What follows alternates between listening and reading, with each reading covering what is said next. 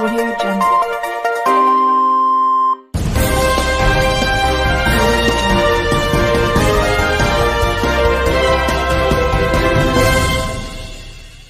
एका अल्पवयीन मुलीने पोस्को अंतर्गत गुन्हा दाखल केला होता।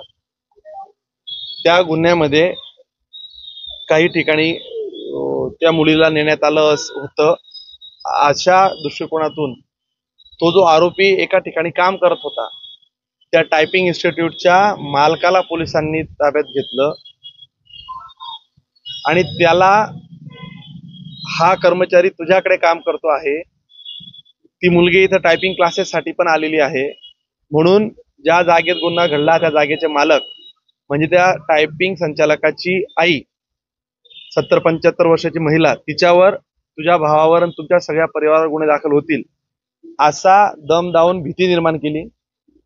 तो घाबरल्यानंतर त्यांनी सांगितलं की बाबा मला या गुन्ह्यातनं मदत कशी करता येईल, काय करता येईल, माझा या गुन्ह्याशी काही संबंध नाही। तो पोलिसांना विनंती करत असताना देखील पोलिसांनी त्याच्याकडनं पैशांची मागणी केली, 3 लाख रुपयाची मागणी केली आणि 3 लाख रुपयाच्या मागणीनंतर त्याने पहिले 50,000 रुपये दिल्यानंतर म्हटले की 10 वाजेच्या आत जर 3 लाख रुपये तडजोडी अंती जे काही ठरेल तेवढे पैसे जर आणले नाही तर तुझ्यावर आम्ही रात्रीच्या रात्री गुन्हा दाखल करू।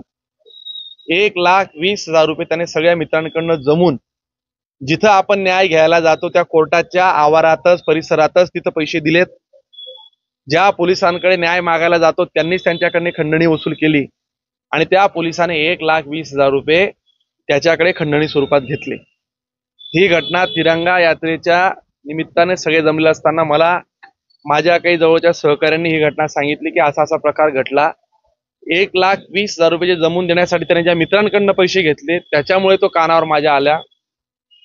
मी या प्रकरणाची सर्व वस्तुस्थिती तपासून घेतली। नंतर असं लक्षात आलं की पोलिसांनी यामध्ये त्याला खंडणी वसूल करून त्याला त्रास दिलेला आहे। मी स्वतः पोलीस स्टेशनला त्यांना घेऊन आलो, 4 तासापासून पोलीस स्टेशनला बसलो आणि आता त्या पोलिसावर गुन्हा दाखल करायला सांगितलं, फिर्यादही दिली। ज्या पोलिसांकडे आपण न्याय मागतो, जे पोलिस आम्हाला शेल्टर देतील, तर त्याच पोलिसांकडनं जर अशी भीती निर्माण व्हायला लागली तर हे योग्य नाही। चाळीसगावमध्ये मी कायम सांगतो, सर्वसामान्य लोकांना वेठीस धरण्यांना बिलकुल सोडलं जाणार नाही। चुकीच्या प्रवृत्तींना तो कोणीही असू द्या, कितीही मोठा असू द्या, चुकीला माफी नाही। जे पोलीस याच्यामध्ये इन्व्हॉल्व असतील तो एका वरिष्ठ अधिकाऱ्याकडे आता तपासही दिला जाईल। त्या पोलिसांनाही मी अटक करायला सांगितली आहे आणि 1,20,000 रुपये जी मागणी झाली होती, जे पैसे दिले होते ते देखील DYSPंनी हस्तगत केले, स्वतः जाऊन त्याच्या घराची झडती घेतली। 1,20,000 रुपये देखील मिळून आले आहेत। आता त्याचाही पंचनामा होतोय। मी आपल्या माध्यमातून या चाळीसगावकरांना सगळ्यांना विनंती करेल, पोलीस म्हणजे काही सर्व काही नाहीये, हे कायद्याचं राज्य आहे। राज्याचे मुख्यमंत्री कायम कायद्याचा आदर करतात, परंतु जर खाली प्रशासनातून जर आपल्याला कधी काही त्रास होत असेल, चुकीच्या मार्गाने आपल्याला कोणी ब्लॅकमेल करत असेल, चुकीच्या पद्धतीने जर आपल्याला काही त्रास होत असेल, तर जर तुम्हाला पोलिसांकडनं जर न्याय मिळत नसेल असं जर तुमच्या मनात येत असेल तर मंगेश चव्हाण म्हणून तुमच्या पाठीमागे कायम उभा राहील। या चाळीसगावमध्ये कोणाही माणसावर अन्याय होणार नाही याची खबरदारी आम्ही घेणार आहोत।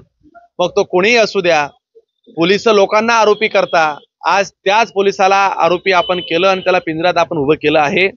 या निमित्तानं पोलीस प्रशासनाला मी सूचना दिल्यात, PI, DYSP, additional SP, SP, मी IG सरांशी या विषयावर बोलणार आहे।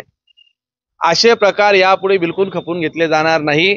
त्यांनी मला आश्वस्त केलं आहे, ॲडिशनल SP मॅडमांनी सांगितलं 15 दिवसाच्या नंतर पर्यंत आम्ही हे सगळं स्ट्रीमलाईन करू, सगळ्या पोलिसांना या संदर्भात सूचना देऊ।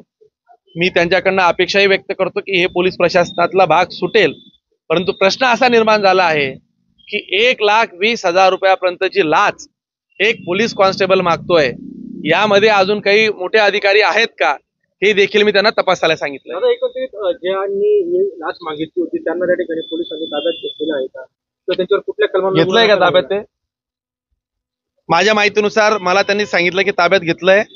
जे याच्यामध्ये 308 सेक्शन 7 आता पोलिस ते ठरवतील। माझ्या मते इच्छा नसताना एक्स्टॉर्शन मागणे, भीती दाखवून पैसे मागणे, याला 10 वर्षापेक्षा जास्त सजा एन्फोर्समेंट ही कायद्यातली आता तरतूद आहे. संपूर्ण राज्याचं जे चित्र बघितलं तर आपण सत्ताधारी पक्षाचे आमदार आहात. ज्यावेळेस पोलिसांवर बोट उचलला जातो त्यावेळेस गृहमंत्र्यांवर देखील बोट उचलला जातो.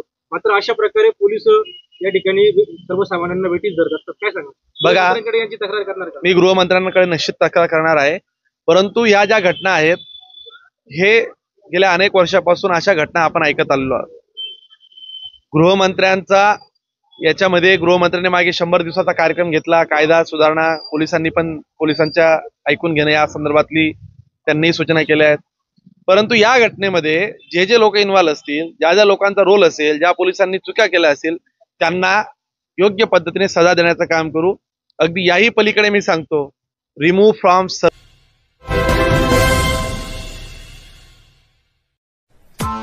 Press the bell icon on the YouTube app and never miss another update. Audio Jungle.